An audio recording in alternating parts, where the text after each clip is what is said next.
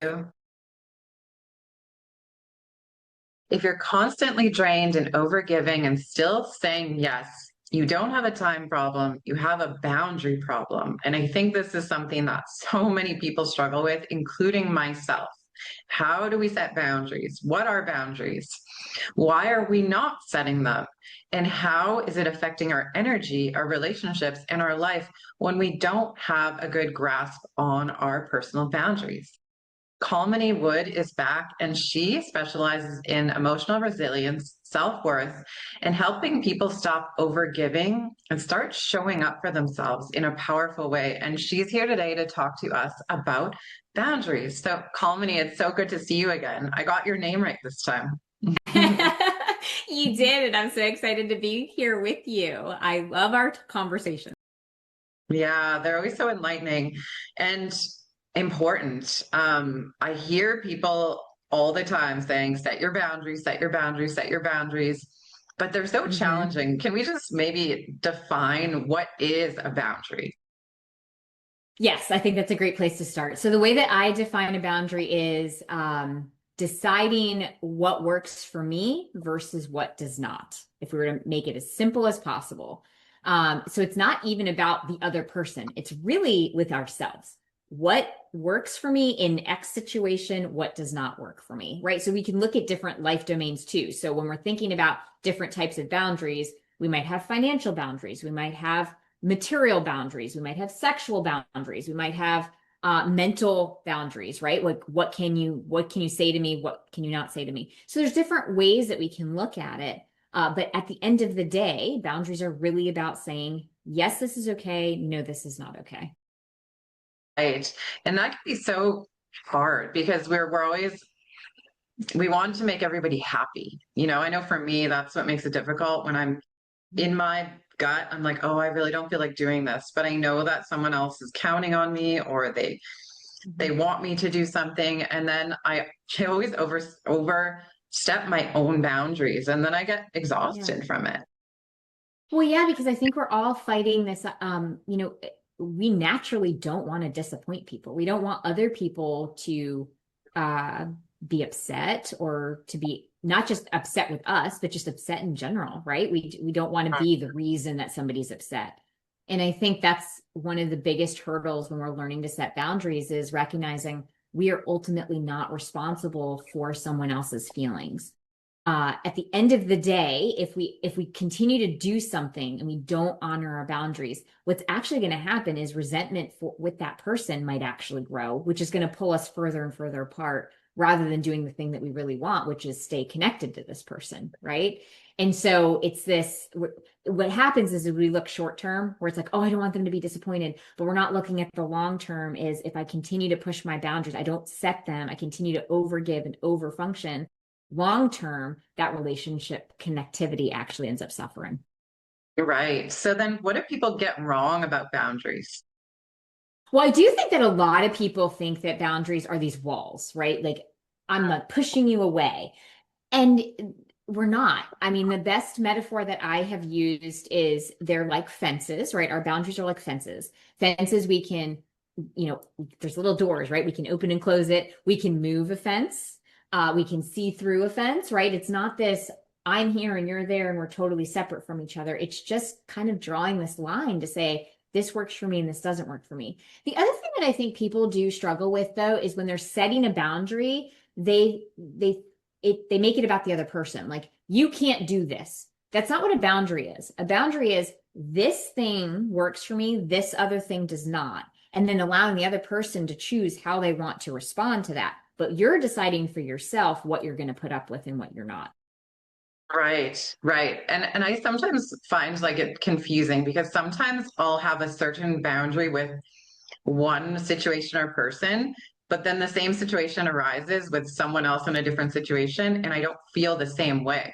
So, Right. like, boundaries are like fluid, like you said, they can be different all the time. But I Mhm. think, like, when I think of boundaries in a general way, I think like this is the way, and that's it. But I don't think that's the right way to look at it.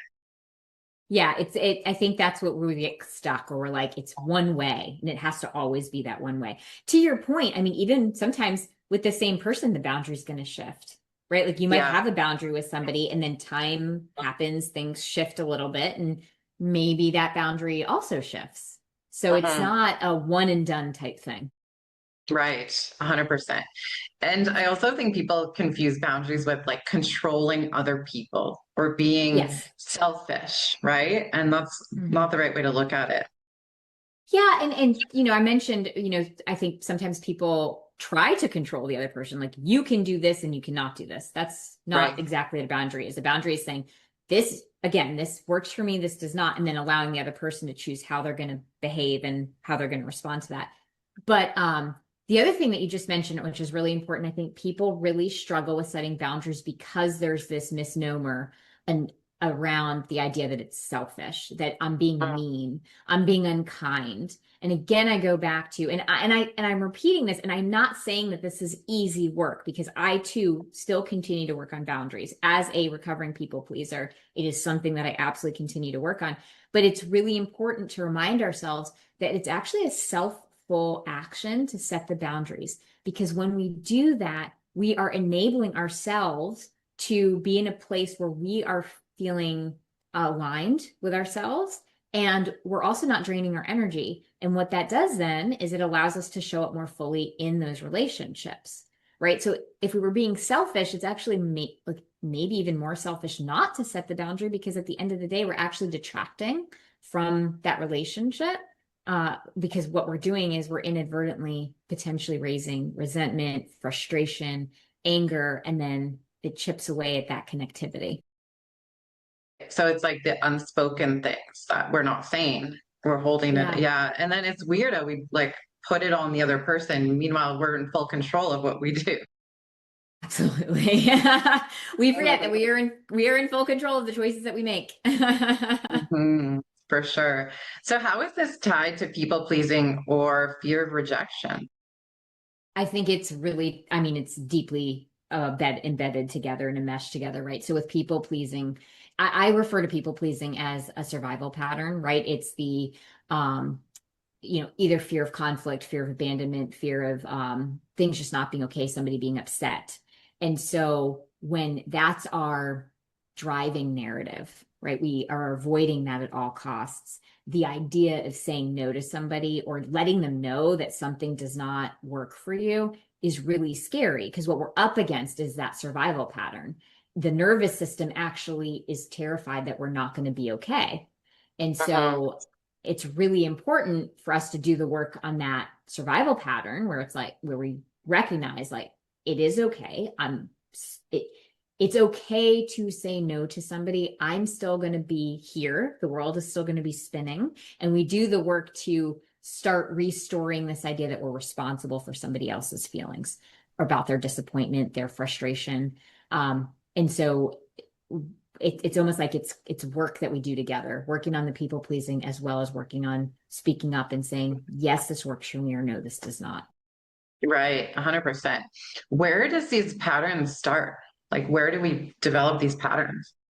I think a lot of us develop them when we're younger. I do think also Mhm. there's some of us develop them through relationships that we have, even through teenage years, adolescence, as well as into adulthood, right? I work with individuals who, maybe didn't have some of these patterns of not being able to set these boundaries until they were maybe in the workplace environment, and they were in a workplace environment that was more of a toxic dynamic, perhaps, right? Or they weren't able to speak. There wasn't any psychological safety to speak up or to speak their opinion about something. And so they just over time started to lose the confidence in being able to speak up.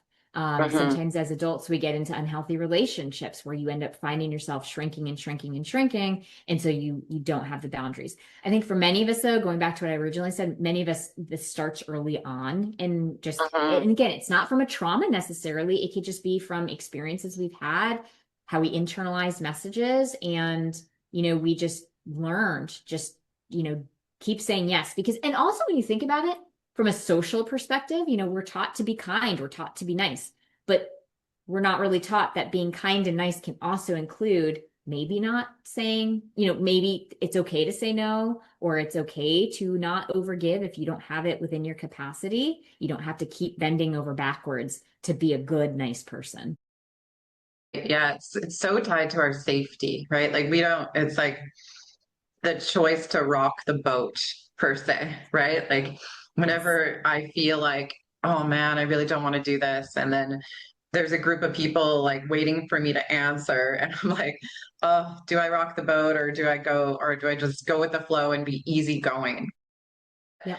What happens when someone has no boundaries? And what happens if someone constantly just overrides their gut instincts?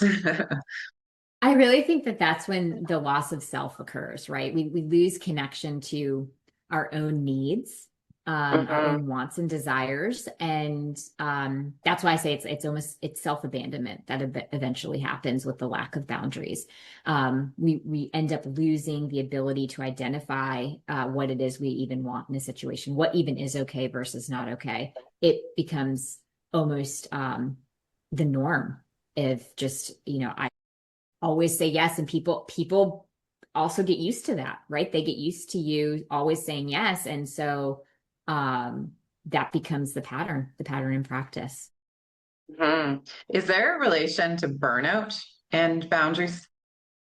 100%, yes, yes, yes, yes, because when we don't have boundaries, right, we're continuing to add on to our plate. And the other thing that happens without boundaries, and this I haven't talked a lot about, is when we continue to give and give and give, what ends up happening is a lot of us start to feel unseen, right? Because we're Mhm. giving, the others are taking, but then we lose this sense of mattering.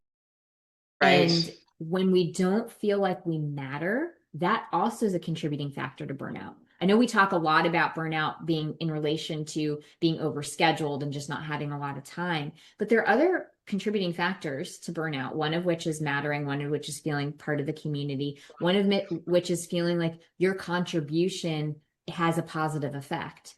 And so Mhm. without boundaries, we're just giving and giving and giving, doing and doing and doing, and there's not a whole lot of reciprocation. Totally. Yeah. I can think back to many times in my past, especially when I was younger, where I kept doing, and not being acknowledged for it and just feeling like I was shrinking. And like I was like, why am I even here? Does anyone even know I'm here? Right? Like you Mhm. lose that sense of importance or purpose. Yes.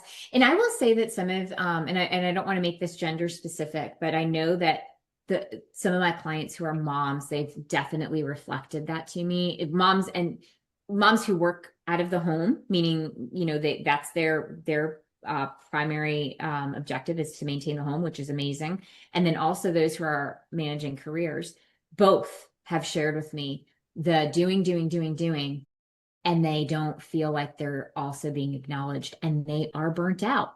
They're burnt Hmm. out because they're not being acknowledged in all that they're maintaining and contributing. And I'm not saying fathers don't have it as well. I'm just saying I've heard it multiple times from the clients who are moms that I work with. Yeah. Well, I mean, women are so complex and we have so many different hats, right? And I'm not saying men aren't, but I just feel like we have a lot of stuff stacked kind of against us as challenges with our bodies and our hormones too. And we just have different needs for sure. In terms of guilt, though, like I know when I start setting boundaries, it can feel really uncomfortable. Why does that happen? Because we're still dealing with the narrative. I believe, in my opinion, we're still dealing with the narrative that we're doing something wrong, right? We're doing Mm, something wrong. And also, oh gosh, somebody's upset, and we're still taking responsibility for their feelings. And so right. we it gets translated internally into I've done something wrong. And that's what guilt is I've done something wrong and I need to somehow apologize for it or something like that. And so when we're setting boundaries and we have those moments of guilt, that's so important to slow down, take that pause, and to really ask what's really true here. What's really true is I've just set a boundary that's healthy for me. The person that I've set this with is having an adverse reaction to it, and that's their responsibility. I still love them and I have compassion for the fact that they are upset, but I don't have to apologize for anything. I didn't do anything wrong here. And that's where we Mhm. start breaking down those feelings of guilt. Right. I know like when I've set boundaries in the past, like I've kind of over explained myself. And that Hmm. didn't feel good either. Because I was like, I still feel like I'm giving away my power. How do we balance that? Like, if someone is really uncomfortable with our boundary setting, but it's the right thing to do for us, what is enough? And should we over give? Like, how do we deal with that situation? Yeah, yeah. What you just said, I think, is spot on, right? I think those of us who struggle with boundaries, then we over explain them. We keep talking and we keep adding Yeah. more information as to why we said something. And honestly, I think it's about, and it's not going to happen overnight, but it's working on stating the boundary and then stop, right? Like just Mhm. stop and take a breath, because that over explaining is the guilt almost coming up, right? It's the guilt that's showing up. It's like, oh, let me give you even more information as to why I can't do this. And the truth is we don't have to. We don't have to Mhm. continue to explain why something doesn't work for us. It's enough to say, hey, that's not going to work for me. Mhm. Yeah, because that's the issue is not on us, it's on the other person. And yeah, it's just, it can be difficult when you're first It's starting to difficult. set It's these for sure. And I absolutely want to highlight that. I think, a lot of people talk about set boundaries, but we're not really saying, and it's not going to be the easiest thing that we do. It's going to be uncomfortable. But also, when we're uncomfortable, is the moments that we're also growing, we're also expanding, right? We don't grow when we're super comfortable. And I'm not trying to toxic positivity it. It's the way it Mhm. is, right? We grow through those uncomfortable moments. That's when we're Yeah, expanding into a place that we're not normally in. totally. And I think, like you said, like before, it strengthens the relationship we have with other people and it Mhm. adds more of like a respect. Yes. So for me, like I remember situations where people who have been super quiet have finally spoken up. And then I just saw them differently. Like it's like I saw them in a different light. And then I was like, oh my gosh, like I see you. And now I kind of want to know more about you. Right. 'Cause there's Mhm. so much, I don't know, I even want to use their sexy. Like it's really sexy when someone's so sure of themselves and they know what they want and Yeah. they just do it. And they don't care what anyone else Yeah. thinks. Like they do something because they want to do something, not because of the pressures of anybody else. Like I just think it's like a really great quality. Oh my gosh, yeah, it is. It is kind of sexy. It's like, oh, that's super Yeah. attractive. So Yeah. totally. But in terms of relationships, I mean, even as a parent, I think, I get to work with parents, when we have boundaries with our kids, but also our adult children as we move and transition into having adult children, it shapes the relationship and allows it to grow in such a different way and expand in Mhm. such a different way. So it's really important. It's not, I get it. I get it. It's scary. I don't want to minimize it, but it's also such an amazing opportunity to Mhm. deepen our own self-confidence, as you were mentioning, as well as that connection with the other person. Totally. Totally. So, what does a boundary actually sound like? Can you give us some examples? No. There you go. There End you go. There episode. you go. There it is. There it is. No, I mean, some boundaries are we can it doesn't have to be even harsh. It's just simply like, oh, I'd love to, but that's not going to work for me today. Or I've had to deal with this with invitations to things that just my schedule won't allow it. And it just simply, thank you. I really appreciate the opportunity. Unfortunately, I just don't have the availability right now. That's Mhm. a boundary, right?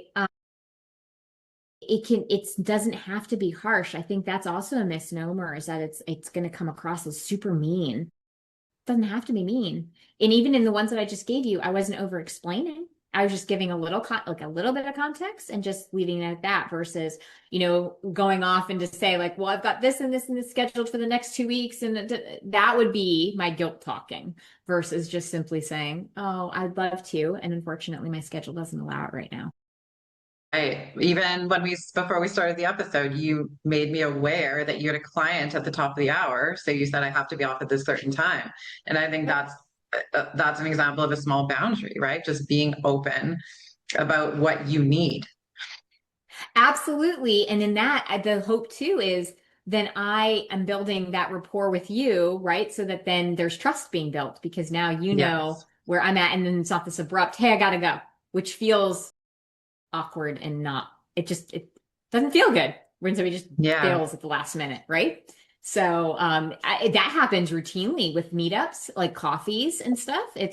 I would let, I'm so excited to be here. And also I do have to leave at this time. Now the expectation is known. Nobody gets disappointed. Nobody feels abandoned when it's time to leave.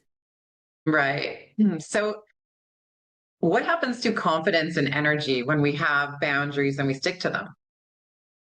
I think you and I, as we were chatting, I think our own confidence grows because what we're Mhm. doing is we're reconnecting to self, right? We're reconnecting to our own needs and we're seeing ourselves. Because with mattering, we also need to know that we matter. We need to have that internally as well, right? So when Mhm. we're setting boundaries and we're honoring them, we're we're showing up more fully, first of all, but we're aligned with ourselves. And when that happens, how we see ourselves naturally is going to elevate. So our confidence is going to grow, our self-esteem is going to grow. Yeah, for sure, for sure. What are some takeaways that the audience can take away from today in terms of maybe some tips on how to start developing boundaries and what to do in the tough times when you start developing them and you feel kind of disconnected? Well, a couple things. One, I would say the very first place to start is to check in with yourself in terms of, how often am I saying yes, but really what I wanted to say is no. Just start there, right? Because we need some awareness of where that's happening. Because some of us are really good with certain people, but then not with others. So just building that awareness is step one. The second thing is sometimes it's easier to start smaller rather than jumping in with a very large boundary. So if you notice like a single person that you're really struggling with is there a small boundary that I can start with so I can start building that muscle, right? Growing into it. And then it is about having self-compassion because part of this is being kind to yourself over judgment as you're starting to set boundaries. There'll be moments where you're going to catch it later and you're going to say, oh my gosh, I should have set a boundary. And it's not about putting yourself down at that point. It's about, again, self-compassion. Okay, this is hard. This isn't easy. When I've been in a pattern of over giving and over functioning, it's going to be a challenge to reset and to start saying and setting these boundaries. So we lean into what can I do differently next time versus let me beat myself up over this. Right, 100%. Those are great tips. Can we go back on our boundaries? Like, what if I said yes and then later realized I wanted to say no? How do we handle that situation? That is such a great question because we absolutely can go back and say, on reflection or after I looked at my schedule, I realized this won't work. I know I had originally committed to this. Unfortunately, I won't be able to do it. It would keep it simple. It's still loving and compassionate, but we also don't over explain. Right. Um, and I also feel like there's been times where I don't even know that I have a boundary until the situation happens. And then I feel almost like, oh, I shouldn't have let that happen. And so I think it's important that sometimes we don't even know what our boundaries are until we go through something. Yeah. Yeah. And I think that's a really great point. And again, that's how we learn, right? We go through it and it's like, oh, yeah, I do have a boundary around that. Now I know for next time. Right, 100%. And as parents too, I think it's so valuable for our children to see us standing in our power, and not, I mean, I grew up and I just let everybody walk all over me. I just wanted to blend in and just do what I was told and work hard. And that didn't serve me well. Like I Yeah. missed out on opportunities because I was just super easygoing. So it was, yeah, it's definitely a learning process and not an easy task. And, Yeah. and I think boundaries is something that everybody struggles with on a constant basis.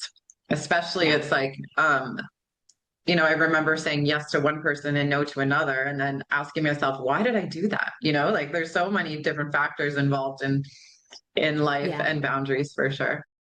Yes. And again, I think it's context. I think sometimes in certain contexts we feel totally at ease with setting a boundary, and then other contexts we don't.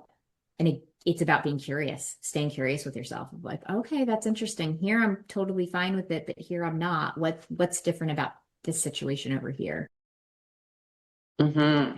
How do we heal if someone crosses a boundary? Like, how do we let that go? What are some tips that you can give people to maybe who just feel taken advantage of? Like, you could feel unwell in the body. So, how do we take care of that? You're absolutely right. We feel unwell in the body and we feel, I think there's a sense of betrayal that happens too, like, especially if we've communicated the boundary and then that person has not respected the boundary. And it really is about, it's about leaning into compassion of self and then also not suppressing it. I'm a true believer in, we need to acknowledge what's going on for us. It's not to sit in it. I'm not saying we sit in victimhood, but in order to work through something, we need to acknowledge that that's what's happened, right? Like I'm feeling grief. I'm feeling really sad. I'm feeling hurt. And what are all those things telling me? Those things are telling me that I have a value of fill in the blank, or I have a need of fill in the blank. And acknowledge like that really is terrible that this person treated me that way. And Hmm. it's almost like a re-self commitment, a re-honoring of self where it's, and I'm going to continue to discern that the people that I let into my world respect my boundaries. And I can just love myself through this process of feeling this hurt and this grief. Right, 100%. And I think it's important to note that also people are they're acting in the way that they're acting because of where they're at internally. And so I really try and tell myself not to take things personally and to have Mhm. an understanding at a deep level that that person's doing the best they can with what they've been dealt. And that's not an excuse to treat someone poorly, but it's just a reality. Like, I think a lot of people take things maybe a little too personally at times, and we don't look to see the situation like from a full view. So I think it's just important that most things aren't about us, right? As much as we think it is, like we think we're in our own movies, and we think everything is about us because that's what the ego tells us. But really, nobody is really worried about us, and I think we overcomplicate things for ourselves. Yeah, that's a really good point. And it's one of the four agreements, right? Not to take things personally. Don Miguel Ruiz, I believe, Yeah. which is, it's really, I mean, it is true. And you're right. I think we do make everything about ourselves and not like, I'm not saying it to say we're all egotistical maniacs, but it's to just say we get caught up in that story. And really, truly, when somebody does cross that boundary and it's hurtful, it is just, okay, let me take care of myself and what I need. And like, let me actually work through this rather than focusing on, oh my gosh, I can't believe the person did that. And because it makes it all about them. And again, to your point, we don't know what's going on in their world. And it's not about, and we don't control that either. So we come back to what do I have ownership of? And I have ownership of how I choose to respond now. Yeah, 100%. So, Kamini, tell everybody more about the work that you do. Well, I work with high achievers. I work with individuals on really, I help them spot their own survival patterns, right? Like people pleasing, overfunctioning, perfectionism, those are actually survival patterns. We work on spotting them, naming them, becoming aware, and then breaking those down into how they can actually move forward through different narratives and set different patterns for themselves, whether it's professionally or personally. Amazing. Tell us more about where people can find you, and what your ideal client is. I am on the web at kaminiwood.com and then social media, Instagram and Facebook with the handle It's Authentic Me. In terms of my ideal client, it really is individuals who are ready to do the work, first of all, right? Because the work that I do takes some self-reflection and some commitment to doing that work. But it is really individuals who have found themselves stuck, burnt out, really feeling like they're on autopilot running from this place of these survival patterns that I mentioned, and then working through those with each other in terms of shifting things, as I mentioned, personally or professionally. Do you have any client stories you want to share with us? I have so many client stories, but I would say that some of the clients that I have really seen huge transformations with are my clients who have really found themselves stuck in that um, overextending, um, people-pleasing mentality where they found themselves shrinking and not using their voice. And then the work that we do together allows them to learn things like boundaries, but also it gives them space, because I really do pride myself on creating this a space of psychological safety, right? Where they can take a look at these things without worry about shame or being judged. And when you have that space, so much opens up because you're able to see how you've been showing up, and you're able to see patterns and mindset patterns, behavior patterns, all types of patterns. And so the clients that I've been able to do amazing work with have been able to spot those things like, oh my gosh, look, one of my clients just recently recognized that her fawning response is the thing that's running the show in all of her relationships. And just that awareness and then breaking that down with each other of how do we shift that, huge changes in her relationship with her daughter, who's a teenager, and then also with her spouse, which is amazing to me.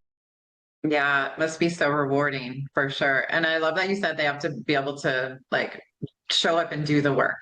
Do you think this type of work can be done alone?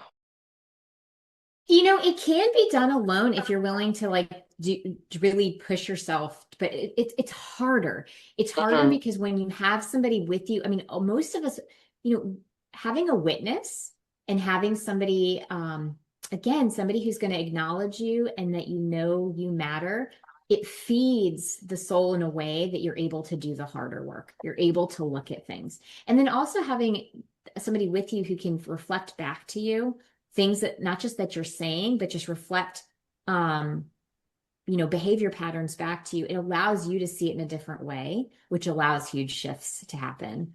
I mean, I tell people like I have my own coach. Why? Because I think, to be a great coach, you got to do your own work too, right? And I think that it's such valuable work that we can do for ourselves, because when we lean into that personal development, we grow and evolve, and then we have the ability to have our relationships grow and evolve. Yeah, and the work we do on ourselves helps us, but it also helps everybody else around us too. Because the more we grow, the more we can help other people and connect them back to themselves. I'm a true believer that it does take a community. I tried so hard because I'm so stubborn and independent to do everything on my own.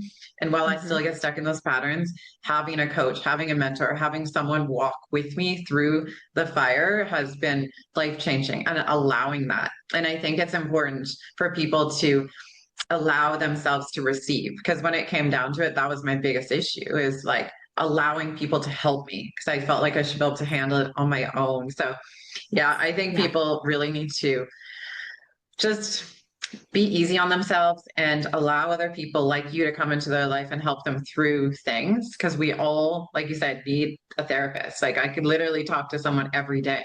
Like there's always stuff that comes up, and it's just Right. normal. It's normal life. It's normal life. It's normal life to, I often say I'm a thought partner, and people will say, well, I have a spouse for that. Yes. And also sometimes it's not your spouse's role or healthy for your spouse to be the person who's unpacking certain things with you. Like sometimes it's better to have that third party who can hold that space, safe, confidential space in order to work through those things. And your spouse gets to be your spouse. Yeah, 100%. They can't. Yeah, I made that mistake before too. Oh my gosh, that my partner was my everything, but boy, was I wrong. So Kamini, it's been amazing talking to you. I just think the work that you're doing is amazing, and you have such great energy. And it's wonderful that you're helping so many people. I know you've been through a lot, like we all have, but to turn that around and now give back to the community as you are is so beautiful to see. So thank you for being here today and for this amazing conversation. Thank you. It's been awesome to be here with you. And to our audience, thank you so much for being here today. We will make sure to have Colmany's information in the show notes. You can check out her website and more about the work that she does. And remember, boundaries aren't selfish. They're the reason that you feel drained. Building them is not a bad thing. It's actually going to help you thrive. And like we talked about today, it's going to help in every aspect of your life. If this episode resonated with you, amazing. If you feel like it could benefit somebody else, please send it to them. And so they too can start building their own boundaries. Stay tuned for the next episode, everyone. Bye.